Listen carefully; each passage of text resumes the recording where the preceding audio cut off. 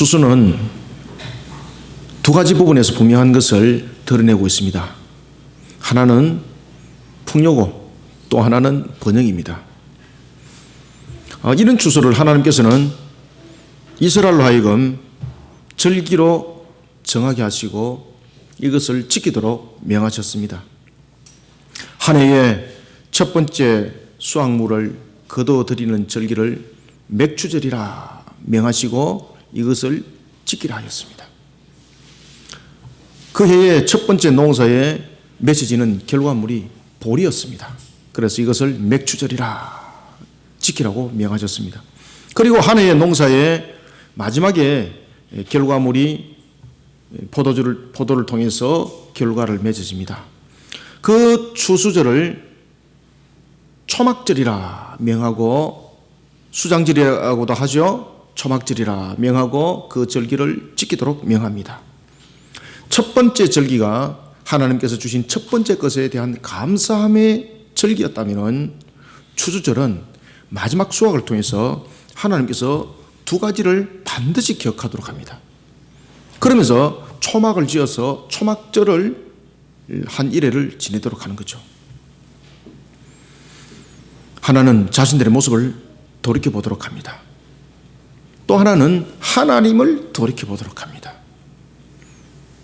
이스라엘의 모습을 돌이켜보니까 그들이 이스라엘이라는 자손 그리고 민족을 이루고 그리고 나라를 이루기까지는 애굽에서 430년의 종살이가 있었다는 것입니다. 430년의 종살이 그리고 그 종살이 가운데 이스라엘을 애굽 땅에서 인도해 내신 분은 다른 분이 아니라 바로 하나님이셨습니다. 이것을 기억하라는 겁니다. 그런가 하면 또한 초막절을 통해서 광야를 기억하도록 합니다. 그 광야는 하나님의 인도함을 받아서 그들이 출애굽했음에도 불구하고 그들이 하나님 앞에 나타났던 모습은 바로 불순종이었고 하나님을 향한 배반이었습니다. 그런 광야의 40년, 징계의 40년을 기억하라는 것입니다. 그런가 하면 그런 징계의 40년 가운데서도 하나님께서 베풀어 주시는 은혜를 돌아보도록 하는 것이 바로 초막절이었습니다. 이와 같이 우리는 추수라 그러면은 풍요와 일반적으로 번영만을 기억하고 있는데 하나님께서는 이 추수를 통해서 첫 번째 수확물을 주시는 하나님께 감사하게 하고 그리고 또한 마지막 절기를 통해서는 자신들의 모습을 돌이켜보고 하나님이 어떤 분인가를 기억하도록 하는 것입니다. 이것이 바로 세상의 추수와 하나님의 백성인 이스라엘 향한 추수의 지키라는 것의 가장 큰 차이점이기도 했습니다.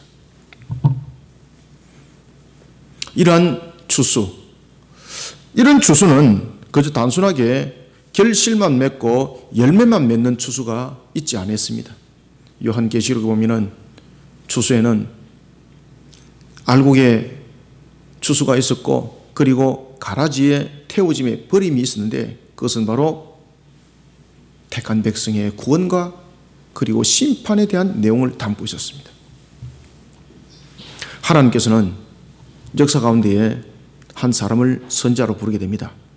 그는 덕과 고원에서 목축과 그리고 뽕나무를 재배하면서 생업을 이어갔던 자였습니다.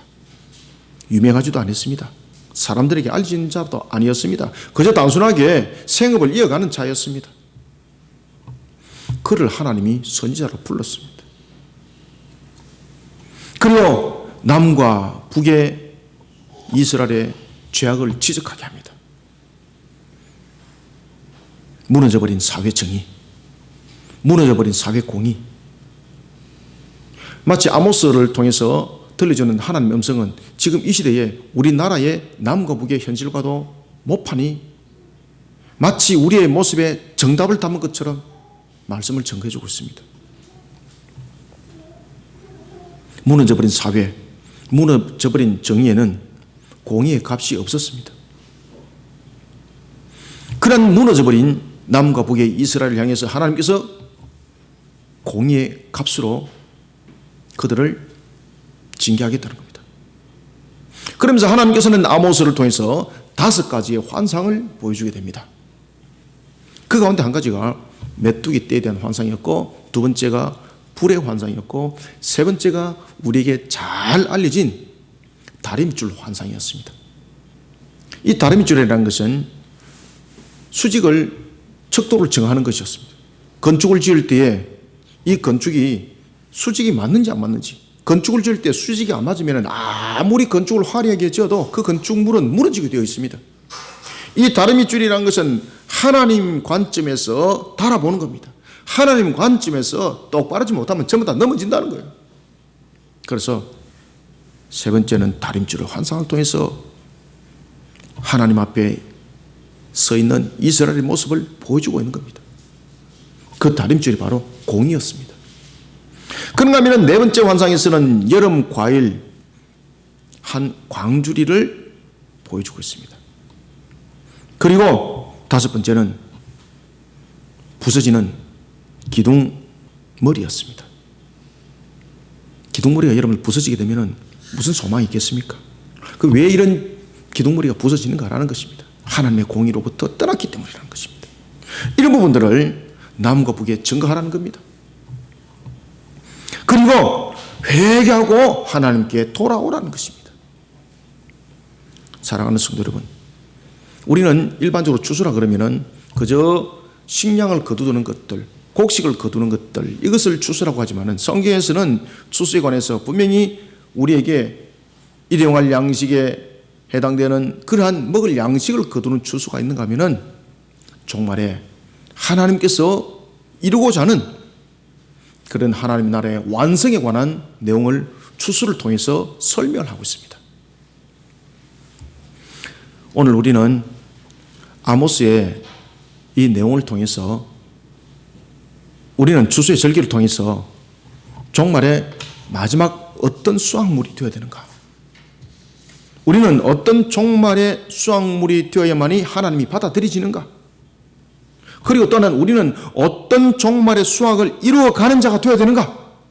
이것을 우리가 아모스의 말씀을 비추어서 한번 조명해 보도록 하겠습니다.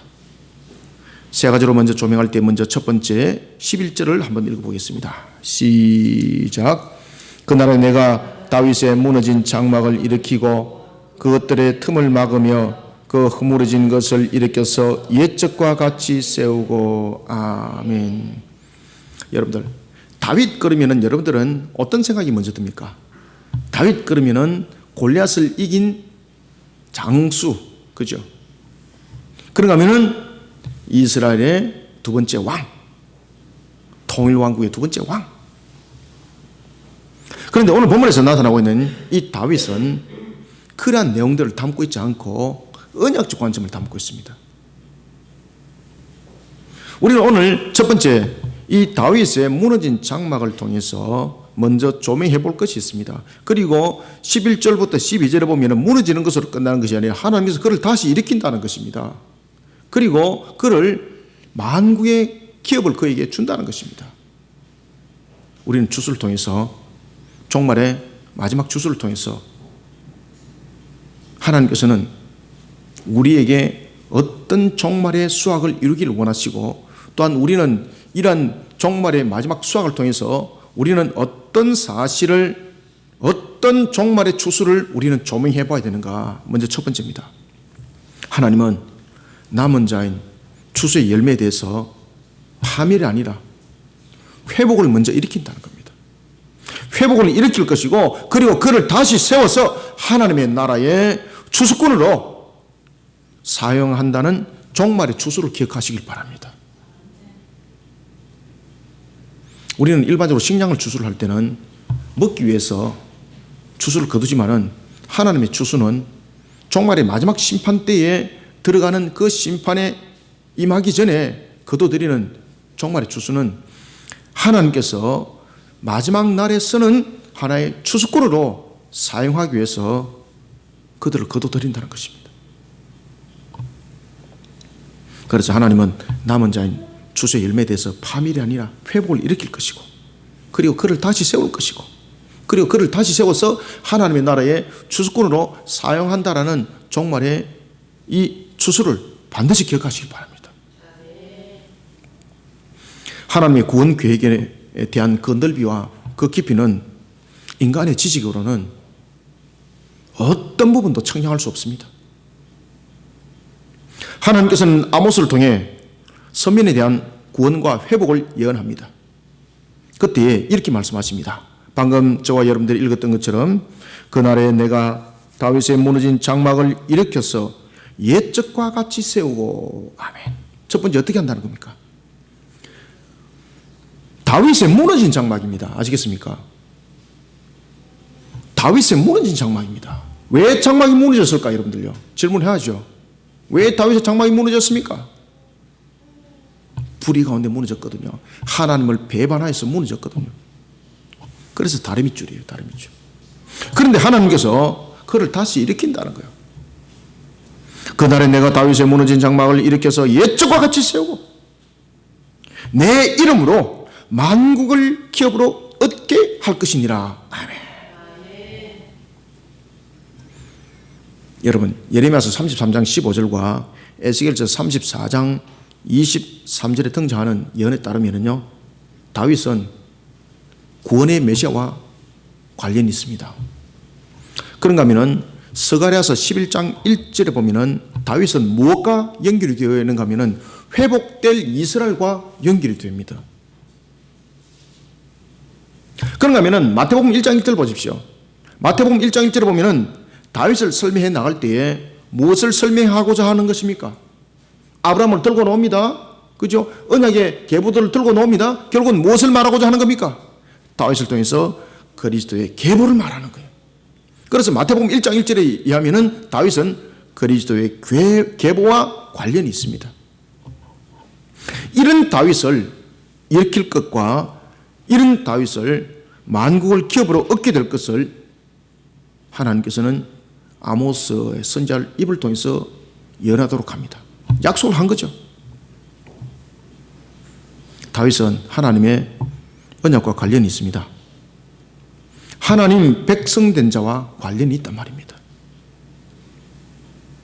다윗은 혈통을 넘어 하나님의 남은 자를 일으키는, 그 남은 자를 일으키는 언약을 상징하고 있었습니다.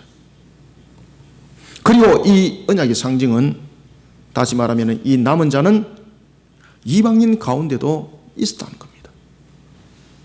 하나님의 백성인 하나님의 남은 자, 이 남은 자를 하나님께서 강력히 회복시킬 것을 언약을 합니다.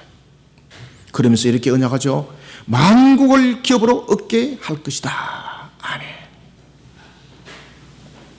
만국을 기업으로 얻게 할 것을 통해 하나님 나라가 그의 백성에게 의해서 왕성하게 일어날 것을 언약합니다. 11절, 12절 두 절을 한번 읽읍시다. 시작. 그날에 내가 다윗의 무너진 장막을 일으키고 그것들의 틈을 막으며 그 허물어진 것을 일으켜서 옛적과 같이 세우고 그들이 에돔의 남은 자와 내 이름으로 일컫는 만국을 기업으로 얻게 하리라. 이 일을 행하시는 여호와의 말씀이니라. 아멘. 여러분들 요한계시록 12장 17절에 따르면은 한 사건에 한 인물이 등장합니다. 요한계시록 12장 17절에 보면은 종말의 날에 있어서 후 3년 반의 사건을 다루고 있습니다. 이 후 3년 반의 사건을 다루고 있을 때 일어난 한 가지가 예언이 되는데 그때에 여자의 남은 자손이 등장합니다. 이 여자의 남은 자손이 누가 싸웁니까? 마귀의 세력과 영적 전투를 벌입니다. 남은 자죠. 그죠? 추수의 열매들이죠. 그러면은 이 남은 자 추수의 열매들은 어떤 능력을 가졌기 때문에 이와 같이 그 강력한 마귀의 세력들과 영적 전투를 벌이느냐 이 말입니다. 여기에 대해서 남은 자의 하나님이 어떤 은혜가 부어지고 그 남은 자에 대해서 하나님이 어떤 능력을 부어주는지를 미가서 5장 8절이 증거하고 있습니다. 미가서 5장 8절에 의하면 남은 자는 여러 나라 가운데 그리고 많은 백성 가운데 분명히 있습니다. 그러면서 이렇게 말합니다. 그들은 수풀의 짐승 중에 사자 같다. 그런데 이 사자가 그냥 사자가 아니라 병들은 사자가 아니라 연약한 사자가 아니라 어떤 사자입니까? 젊은 사자라는 거예요. 젊은 사자. 용맹하죠. 젊은 사자, 젊었을 때 힘이 가장 강력하죠.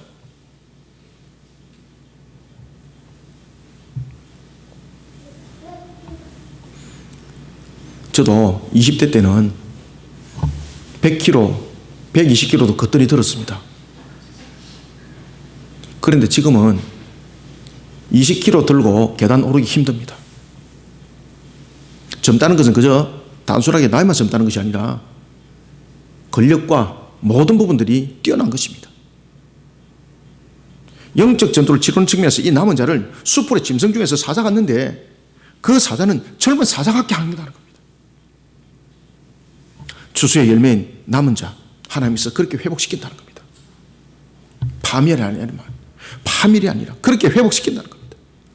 그리고 하나님께서는 그 추수의 열매인 이 남은 자를, 즉 다시 말씀드리면 하나님의 계명을 지키며 예수의 증거를 가진 자를 세운다는 겁니다. 그를 세워서 종말의 전투를 치러 가게 한다는 겁니다.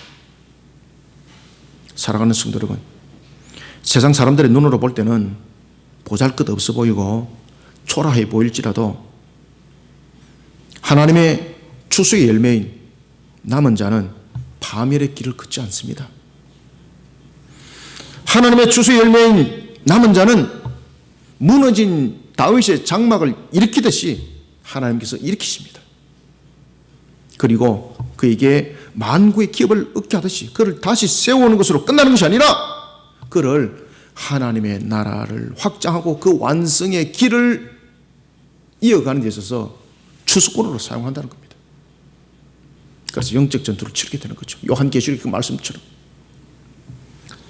사랑하는 성도 여러분, 우리는 이 사실을 기억하시길 바랍니다. 그리고 이런 종말의 추수를 기억하는 우리 모두가 되기를 소원합니다. 그 다음에는 두 번째는 우리가 어떤 추수를 통해서 우리는 종말의 어떤 모습을 기억해야 될까? 13절을 한번 읽어보겠습니다. 시작. 여호와의 말씀이라 보라 날이 이를지라 그때에 파종하는 자가 곡식 추수하는 자의 뒤를 이으며 포도를 밟는 자가 씨를 뿌리는 자의 뒤를 이으며 산들은 단 포도주를 흘리며 작은 산들은 녹으리라. 아멘. 여러분, 방금 저와 여러분들이 함께 읽었던 합독했던 이 본문의 내용이 어딘가 낯이 익지 않습니까? 낯이 좀 익지 않습니까? 새벽에 만나본 적 없습니까? 새벽에 만나본 적 있죠? 어디서 만나보셨습니까? 레위기 26장에서 만나보셨죠? 그죠? 레위기 26장에서 이 내용들을 이야기를 하고 있습니다. 하나님께서 그 말씀을 아모스 입을 통해서 다시 증거합니다. 우리는 두 번째 13절과 14절을 통해서 하나님의 나라의 열매입니다. 하나님의 나라의 열매인 하나님의 백성에 대해 모든 것에 대해서 풍성하게 하실 것을 하나님이 약속하셨습니다.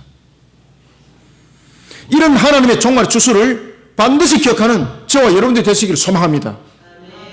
이것을 기억하셔야만이 세상 속에서 우리가 안 넘어집니다. 이것을 기억해야만이 우리가 하나님의 법도와 규례 안에서 사는 것이 얼마나 복된다라는 것을 더욱더 깨닫게 되고 그 즐거움과 그 기쁨 속에 살아가는 거예요. 그런 종말의 추수의 열매들이 되어야 합니다. 하나님은 그저 우리를 세워서 그저 싸우기만 하도록 하지 않습니다. 힘내시길 바랍니다. 이 시대 앞에 여러분들 힘듭니까? 괴롭습니까? 오늘 주신 말씀을 통해서 13절의 말씀이 저와 여러분들을 향한 하나님의 음성인 줄 믿으시길 바랍니다. 얼만큼 큰 축복이 임하는지 말입니다. 그 수확이 한 해에 거둬들인 수확이 그 다음 해에 씨를 뿌릴 때까지 작업도 덜 끝난다는 거예요. 포도주를 만드는데 그냥 바른 것으로 담지도 못하고 그냥 얼마나 수확이 많은지 그냥 계속해서 바른다는 다음 씨 뿌릴 때까지. 엄청난 거죠 이게. 하나님의 나라 열매가 된 것을 기뻐하시기 바랍니다. 하나님께서는 아모스 선지자를 통해 추수에 따른 세 가지를 약속합니다. 첫 번째는 무엇을 약속했을까요? 엄청난 양의 수확을 약속합니다. 그 해에 거둬들인 수확물로 포도주를 만들기 위해 포도를 밟는데 다음 해에 포도씨를 뿌리는 일이 시작될 때까지 계속해서 포도주를 만들기 위해서 접을 밟는다는 거죠. 얼만큼 양이 많으면 그 다음 해까지. 두 번째는 단포도주에 대해서 약속합니다. 단포도주는 음료로 쓰는 겁니다. 그러면은 백성들이 생활하는 데 있어서 없어서는 안 될 중요한 음료수입니다. 이런 단포도주는 바로 삶의 최고의 즐거움과 번영을 상징하고 있습니다. 하나님께서 그렇게 축복한다는 겁니다. 그 다음에는 세 번째 약속을 하셨습니다. 그것은 바로 농사를 짓지 못할 작은 산들입니다. 저와 여러분들의 삶들을 통해서 돌아보면은 참 모든 삶들을 보면은 평탄하기만 하면 좋은데, 그런데 주변과 상황을 돌아보니까 마치 내가 걸어가면은 피곤한, 넘어지는 그런 작은 동산 같은 장애물들이 수북합니다. 그런데 놀라지 마십시오. 하나님께서 약속하셨습니다. 그 모든 장애물이 축복의 동산으로 변할 것이라는 겁니다. 그런데 그 축복의 동산으로 그냥 변하는 것이 아니라 하나님께서 그 동산들을 다른 사람들은 다 버렸을 때에 그 동산들을 깎아가지고 밭을 만든다고 준다는 겁니다. 그래서 세 번째는 농사짓지 못하는 작은 산들을 녹아버립니다. 녹아서 농사를 지을 수 있는 평지가 될 것을 약속하셨습니다.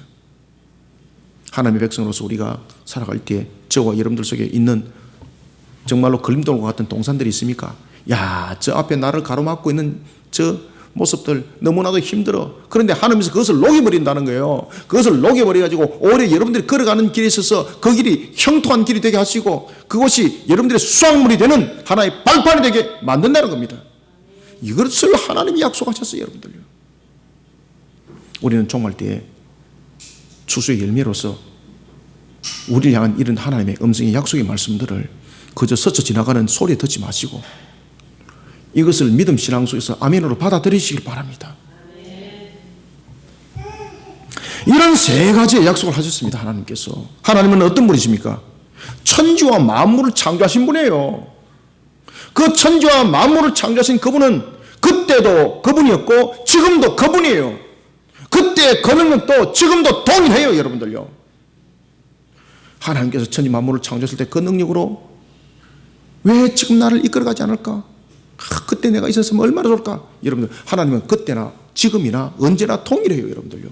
이 약속 동일해요, 여러분들요.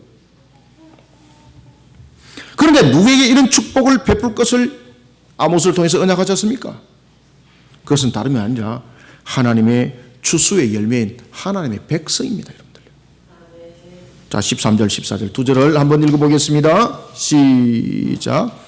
여호와의 말씀이니라. 보라, 날이 이를지라 그때에 파종하는 자가 곡식 추수하는 자의 뒤를 이으며 포도를 밟는 자가 씨를 뿌리는 자의 뒤를 이으며 산들은 단포도주를 흘리며 작은 산들은 녹으리라. 내가 내 백성 이스라엘이 사로잡힌 것을 돌이키리니 그들이 황폐한 성읍을 건축하여 거주하며 포도원들을 가꾸고 그 포도주를 마시며 과원들을 만들고 그 열매를 먹으리라. 아멘.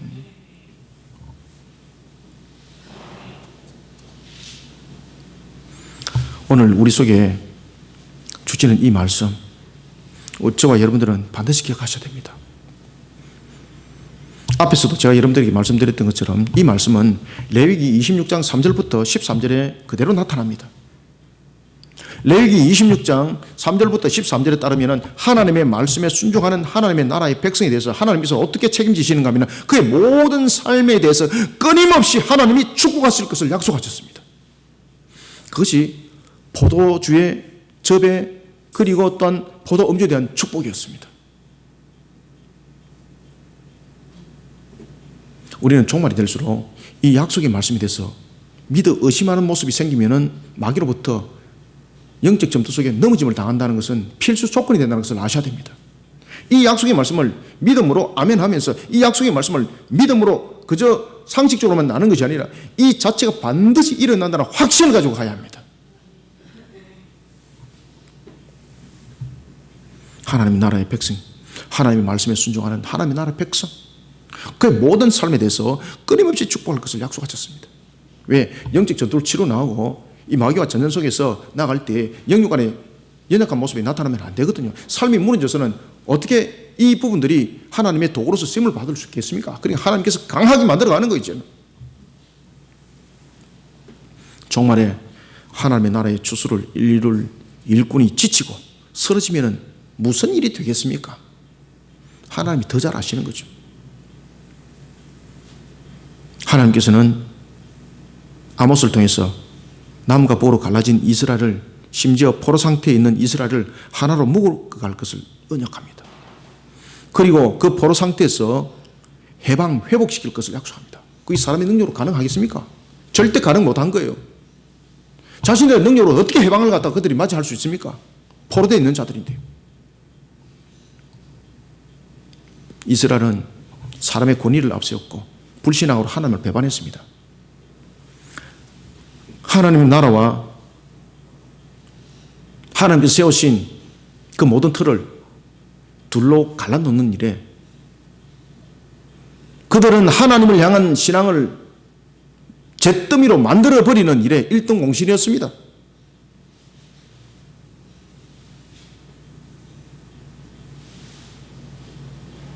그 징계값으로 그들은 포로 상태로 살아가는 겁니다. 아무도 회복시킬 능력이 없었습니다. 그런데 하나님께서 이와 같이 그들은 하나님을 배반했고 심지어 하나님의 모든 모습들을 지워버렸던 그들, 이런 그들의 모습들은 마치 무너져버린 잿더미 속에 있는 재와 같은 존재였습니다. 하나님께서 말씀하십니다. 내가 그 잿더미 속에 있는 그들을 하나로 만들 것이고 내가 그들을 다시 회복시켜 일으킬 것이다. 사랑하는 성도 여러분, 하나님 나라의 백성인 하나님의 열매에 대해서 모든 것을 풍성하게 하실 하나님의 종말의 추수를 반드시 기억합시다. 그리고 여러분들의 모든 산업 위에 하나님이 끊임없이 축복할 것을 믿으시기 바랍니다. 어떤 경우도 세속과 결탁하지 마십시오.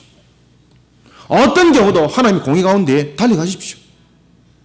어려울지라도 달려가십시오. 그 동산 하나님이 녹게 만든다 했습니다. 하나님이 녹여버린다 했습니다. 정의와 공의 가운데 세워지십시오. 이런 속에 오늘도 모든 산업에 하나님의 끊임없는 축복이 일어나기를 소원합니다. 그 다음에는 세 번째, 우리가 어떤 추수를 기억해야 될까? 15절을 한번 읽어보겠습니다. 시작. 내가 그들을 그들의 땅에 심으리니 그들이 내가 준 땅에서 다시 뽑히지 아니하리라. 네 하나님 여호와의 말씀이니라. 아멘. 여기서 핵심 포인트는 무엇일까요? 심는 것과 뽑히는 겁니다. 오늘 제가 이제 교회를 이렇게 오면서 저는 교회를 올 때 항상 어디를 들리다 오는가 하면 법원을 들리다 옵니다. 그래서 어떤 사람은 제가 법원의 직원인 줄 압니다. 넥타이 맸죠, 양복 입었죠, 가방 들었죠. 그러면 여러분들 기본적으로 판사 아니면 검사거든요. 그거 다 안경 썼죠, 머리 탁 가르마 했죠. 그죠? 딱 여러분들 그 부장 판사 이상 아니겠습니까? 폼만 딱 봐도 가방도 딱 하나 들었죠. 구두도 신었죠. 법원을 지나서 오는데 법원에 보니까 가지치기를 하더라고요. 나무가 무성하게 자라고 그리고 또 나무가 더욱더 건강하고 또 눈으로 보기도 이쁘게 조경을 하기 위해서 가지를 계속 치더라고요. 그런데 가지를 칠 때에 건강하지 못한 나무는 가지를 치면 나무 죽는 거잖아요. 나무가 뿌리가 깊어야 합니다. 심었는데 뽑히는 뿌리가 있으면 그 나무는 아무리 가지치기를 잘해도 그 나무는 자라지 못합니다. 죽어버립니다. 가지치기를 했을 때에 더욱더 아름다운 열매를 맺을 수 있는 것은 어떤 나무입니까? 그렇죠. 심겨졌는데 안 뽑히는 나무가 되어야 되는 겁니다. 뿌리 깊은 나무가 되어야 되는 거예요. 뿌리 깊은 나무는 가뭄도 이깁니다. 저 여러분들 신앙이 뿌리 깊은 나무가 되어야 되는 거예요. 얕은 뿌리가 되니까 환란 속에 넘어지고 아무리 아름답게 단장해도 그저 옆에서 충격 한 번만 툭 주니까 헐라당 자빠져가지고 시험에 빠지고 이런 일들이 생겨나는 거예요, 여러분들요. 그래서 오늘 15절에서 주목해야 될 것은 심는 것과 다시 뽑히지 않는 것이 중요합니다. 이 두 가지를 주목하셔야 되는 거예요. 심는 것만이 중요한 것이 아니에요. 뽑히지 않아야 돼요, 여러분들요. 아무리 잘 심어놔도 뿌리가 안 깊으니까 가지치기 아무리 아름답게 해도 바람 싹 부니까 그냥 넘어져 버리는 거예요. 아무 결실도 없는 거예요. 따라서 우리는 세 번째 15절을 통해서 자기 백성에 대해 음부의 권세가 이기지 못하게 할 뿐만 아니라 상급을 잃지 않는 영원한 안식을 허락하시는 하나님의 종말의 추수를 반드시 기억하는 저와 여러분들이 되시기를 소원합니다. 자기 백성에 대해서 음부의 권세가 이기지 못하게 할 뿐만 아니라 상급을 잃어보지 않도록 영원한 안식을 하나님은 허락하고 계세요. 누구에게? 우리에게 말입니다. 이런 우리는 하나님의 종말의 추수를 기억해야 합니다. 하나님께서는 아모스 선지자를 통해서 이스라엘 백성들을 땅에 심겨져 뽑히지 않는 나무가 되게 할 것을 약속했습니다. 아무리 나무가 열매를 많이 맺는 나무라도 뽑혀버리는 나무는 결론은 없습니다. 세상 살아가다 보면 바람이 불고 비바람이 칩니다. 뿌리가 안 깊으니까 비바람에 나무가 쓰러지고 또 비에 얕은 뿌리 있는 것은 흙이 걷어지니까 나중에 뿌리가 드러나서 말라 죽어버리는 거예요. 뽑히지 않아야 됩니다. 뽑히지 않는다는 것은 그 심지가 깊숙이 내려갔다는 이야기예요.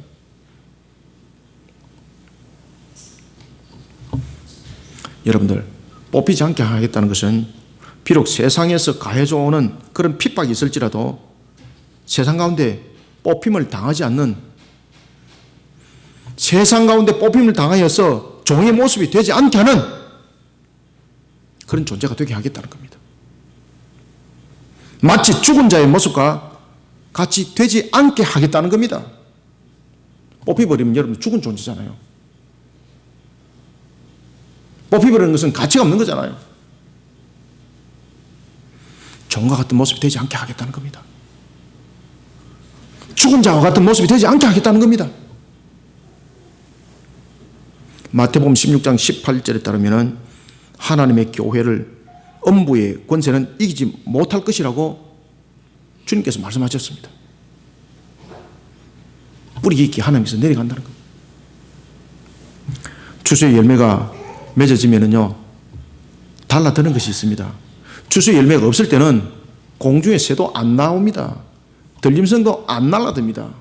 그런데 추수의 열매가 있으면은 반드시 오는 것이 있습니다. 공중의 새가 옵니다. 들짐승이 옵니다. 그런데 공중의 새보다도 들짐승보다도 더 무서운 존재가 드러납니다. 여러분, 세상에서 제일 무서운 존재가 누가 아십니까? 자, 세 가지 중에 한번 골라보세요. 공룡, 호랑이, 사람. 맞아요. 세상에서 제일 무서운 존재가 사람이에요, 여러분. 사람이에요. 그래서 열매를 맺으면요, 반드시 이 세 가지 존재가 나타나요. 공중의 새, 그 다음에 들짐승, 주변의 환경들. 근데 그보다 더 무서운 것은요, 사람이 등장해요. 세 번째. 사사기 6장 보십시오. 사사기 6장 5절과 11절을 보면 추수의 때가 되었습니다. 이스라엘이 힘이 없습니다. 추수는 거뒀는데, 그들이 열매를 맺어서 거뒀는데 들짐승들이 나타납니다. 공중의 새가 나타났습니다. 그것은 쫓을 수가 있었습니다. 그런데 무엇이 나타났습니까? 미디안이 나타난 거예요. 미디안이 나타나니까 혼비백산하고 전부 다 숨어버리는 거예요. 새가 나타나고 들짐승이 나타났을 때는 자신들의 노력으로 쫓아낼 수 있었습니다. 그런데 미디안이 나타나니까 전부 다 숨어버리는 거예요. 수확이고 뭐고 다 버리고 도망가 버리는 거예요. 왜? 살아야 되니까. 그만큼 사람이 무서운 거예요, 여러분들. 여러분들의 환경들이 바로 그런 모습들입니다. 하나님께서 자기 백성을 향해서 음부의 권세를 이기지 못하도록 만약에 하셨다면 저와 여러분들 속에 일어나는 모든 삶에 대한 축복들 나중에 전부 다 뺏김에 상처받는 도구가 될 수밖에 없습니다. 기도해 보십시오. 어땠습니까? 자신의 수확물을 가지고 숨어가지고 안 뺏기려고 숨까지 죽이면서 그 밀을 어디서 타자겠습니까? 포도주 털에 숨어 타자겠다니까 들릴까 싶어가지고 조심스럽게 포도주 털이 뭐 엄청난 큰 크기입니까? 아니죠. 이런 기돈, 이런 이스라엘 하나님께서 일으켰습니다. 하나님께서 일으키니까 사사기 7장 7절과 8장 10절에 보니까 하나님께서 일으키니까 300명 가지고 미디안 연합군 12만을 총정리해버리자는 것입니다. 하나님의 백성을 뽑으려고 했던 자들, 그 엄부의 권세, 하나님이 이기게 하는 거예요. 하나님이 이기게 하니까 그 엄부의 권세가 오히려 하나님의 백성을 뽑는 것이 아니라 그들이 오히려 뽑혀버렸습니다. 누구에 의해서? 꼴랑 300명에 의해서. 300명에 의해서 12만이 뽑혀버렸다니까요, 여러분들. 이 대화가 됩니까, 이거? 15절을 다시 한번 읽읍시다. 시작. 내가 그들의 땅에 심으리니 그들이 내가 준 땅에서 다시 뽑히지 아니하리라. 내 하나님 여호와의 말씀이니라. 아멘. 하나님께서 뽑히지 않게 하는 겁니다. 사랑하는 성도 여러분, 이 땅에서 그리스도인으로서 십자가의 삶을 살아가며 그리고 복음의 전사로서 살아가는 의로운 수고에 대해 하나님은 그 값으로 응답합니다. 어떻게 응답하는가 하면은 제일 먼저 첫 번째, 음부의 권세가 이기지 못하도록 응답합니다. 기존의 300명 그 용사들이 미디안 연합군 12만을 물리친 것처럼 뽑힘을 당하는 자가 아니라 오히려 뽑는 자가 되게 합니다. 그 12만을 물리치고 그 거둬들였던 수확물이 얼마나 많은지 아시겠습니까? 그 다음에 두 번째는 천국의 상급을 잃지 않는 영원한 안식을 허락합니다. 완전한 기쁨과 부족함이 없는 풍요를 허락할 뿐만 아니라 그 안식을 영원히 누리도록 하나님께서 은혜를 베풀어 주십니다. 사랑하는 성도 여러분, 자기 백성에 대해 음부의 권세가 이기지 못하게 할 뿐만 아니라 상급을 잃지 않는 영원한 안식을 허락하신 하나님의 종말의 주소를 기억하며 오늘을 그리스도인으로 힘있게 살아가는 저와 여러분들이 다스리시길 소원합니다. 말씀을 맺겠습니다. 주소는 결실입니다. 우리는 이런 주소에 대해서 두 가지를 먼저 기억하면서 주소를 바라볼 필요가 있습니다. 첫 번째는 이 땅에서의 주소는 창세기 3장 17절과 19절과 연결되어 있다는 것을 잊지 마시길 바랍니다. 창세기 3장 17절과 19절을 보면 인간의 죄로 말미암아서 인간의 땀을 주소는 분명히 필요로 하고 있다는 사실입니다. 그 다음에 두 번째는 주소는 하나님의 축복의 결실이라는 것을 우리는 잊지 말아야 합니다. 이것을 잃어버리니까 가인이 되는 거예요, 여러분들요. 한 측면에서는 인간의 죄로 말미암은 가시와 엉겅퀴 그리고 땀 흘리는 수고가 분명히 이 주소에 있다는 것을 기억하셔야 됩니다. 그래서 우리는 주소는 그저 단순한 풍요와 번영만을 기억하면 안 됩니다. 우리는 이 주소를 통해서 무엇을 기억해야 됩니까? 바로 인간의 죄로 인한 땀 흘림, 가시와 엉겅퀴. 그렇지만 가시와 엉겅퀴는 스스로 열매를 맺지 못합니다. 우리가 아무리 땀 흘려도 그 열매를 맺지 못합니다. 그런데 그 땀 흘림의 그 부분들이 효력을 발생하도록 하나님께서 은혜를 베풀어 주셨다는 것이 주소 속에 함께 있다는 것을 우리는 반드시 기억해야 됩니다. 이런 속에 우리는 종말을 이겨나가야 합니다. 한 측면에서는 인간의 죄로 인한 가시와 엉겅퀴가 있었지만 또 다른 한 측면에서는 하나님의 은혜가 주소 가운데 있다는 것을 우리는 반드시 기억해야 됩니다. 아무리 땀 흘릴지라도 이 땅은 인간의 죄로 인해 저주의 상태에 놓여진 가시와 엉겅퀴입니다. 하나님이 원하는 이 땅을 향한 그러면 완전한 주소는 어떻게 일어나고 있을까? 이 가시와 엉겅퀴 속에서 일어나는 주소로서 그냥 끝나는 것일까? 이것이 무한대로 그냥 흘러가는 것으로서 끝나는 것일까? 아니라는 거죠. 그래서 하나님은 주소에 대해서 우리에게 요한계시록을 통해서 그리고 예언서를 통해서 다시 조명해 주고 있었던 것입니다. 우리의 주소는 먹고 마심의 차원을 넘어서는 종말을 바라볼 수 있는 완전한 주소를 기억하라는 것입니다. 그 완전한 주소 안에는 영원한 완전한 안식이 있었습니다. 따라서 우리는 주소와 관련하여 세 가지를 분명하게 기억해야 됩니다. 첫 번째는 하나님은 자기 백성을 파멸이 아니라 죄로부터 회복시켜 그를 하나님의 나라의 주수꾼으로 사용한다는 사실을 우리는 반드시 기억해야 됩니다.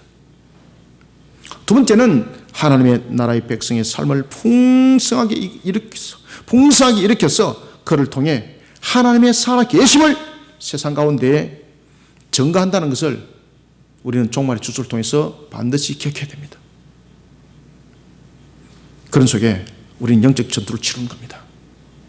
그 확신을 가지고 영적 전투를 치르는 겁니다. 그런데 세 번째, 이 영적 전투 속에 우리는 그 능력을 가지지 못합니다. 그런데 세 번째 반드시 기억하십시오. 마지막 종말을 통해서 하나님께서 우리에게 말씀을 주고 있습니다. 세 번째는 자기 백성에 대해서 음부의 권세가 이기지 못하게 할 뿐만 아니라 상급을 잃어버리지 않도록 영원한 안식을 허락했다는 사실을 기억하시길 바랍니다. 이런 하나님의 종말의 추수를 기억하면서 오늘도 육신의 추수를 넘어서서 종말의 영적 추수를 바라보면서 오늘을 살아가는 저와 여러분들이 되기를 주님의 이름으로 축원합니다. 살아계신 아버지 하나님, 주께서 베푸시는 은혜를 감사드립니다. 우리 눈에는 보이지 아니할지라도 살아계신 하나님, 천지와 만물을 다스리신 하나님, 오늘도 우리에게 종말의 추수를 통하여 시와 때를 바라보기보다는 하나님 나라를 어떻게 세워나가야 되는지 우리의 근본들을 다시 한 번 더 돌이켜보게 하셨습니다.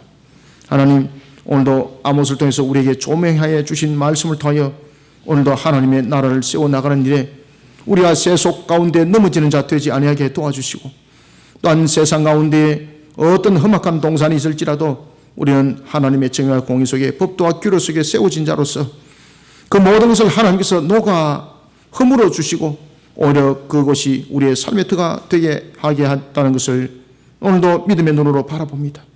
그런가 하면 또한 어떤 관계 속에서도 하나님께서는 자기 백성이 음부의 권세로 넘어짐을 당하지 않도록 이기는 자가 될 뿐만 아니라 뽑히는 자가 아니라 뽑는 자가 되게 하실 뿐만 아니라 영원한 안식을 우리에게 허락하신 종말이 있음을 알고 이 종말의 추수를 기억하고 달려가라 하신 하나님, 오늘도 이 말씀을 우리가 잘 조명하여 주님의 나라를 굳건하게 세워나가는 일에 쓰임받는 귀한 그릇들이 되기를 소망합니다.